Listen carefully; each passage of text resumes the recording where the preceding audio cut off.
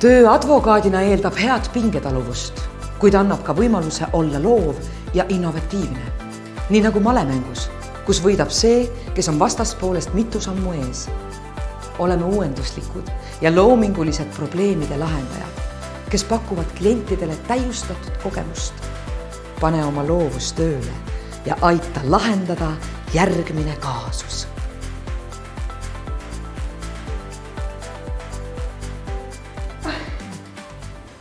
Tere! Jou! Saan aru, et teil on üks äge idee luua ambitsioonika startup. Rääkige siis lähemalt, milles see idee seisneb. Ma arvan, et see oleks maailma kõige lahedam startup, sellepärast, et see võimaldaks luua sellise ülemaailmse platvormi, kus siis soovijad saaksid tulla kokku ja müüa ja osta asju. Sest öeldakse ju, et võidab see, kellel on surres kõige rohkem asju. Ei, kui tõsiselt rääkida, siis see startup, ta oleks nagu garandiks, et müüja saab ostjalt oma raha ja ostja saab müüjalt oma asja. Ja põhimõte on siis selles, et ostja kannab see raha kõigepealt startupi ja ostja annab siis kinnituse, kui ta on selle nii-öelda ostu või asja kätte saanud ja siis startup kannab selle müüjale edasi. Aga mis siis juhtub näiteks, kui ostjal hetkel pole raha, aga tahaks osta, siis ma mõtlesin, et ta saaks küsida raha teistelt platvormi liikmetelt.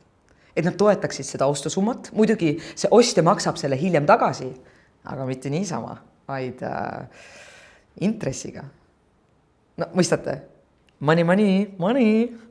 Ühesõnaga, ma tahaksin luua platvormi, kus oleks võimalik koguda raha ja siis pärast tagasimakseid teha. Kahtlemata väga lennukis idee, aga kuidas plaanite seda ideed rahastada? No ma arvan, et selle mingi käima tõmbamiseks võib-olla läheks mingisugune 5 000 000 eurot algkapitaliks. Ja selline raha on teil siis juba olemas või? No vot, tegelikult ei ole. Aga kitsad ajad on praegu, aga ma arvan tegelikult, et probleem ei ole sellepärast, et ma kavatsen teha korjanduse ja küsida raha teistelt. Ja selleks ma plaanin teha tokeni ja ma kavatsen pakkuda seda ICO raames mõnel tuntult platvormil. Aga millega te investoreid plaanite meelitada? Kuulge, sellise geniaalse ideede peale ei peaks neid meelitama. Aga muidugi ma luban investoritel siis tulevikus nii-öelda selle tokeni vahetada osaluse vastu meie startupis.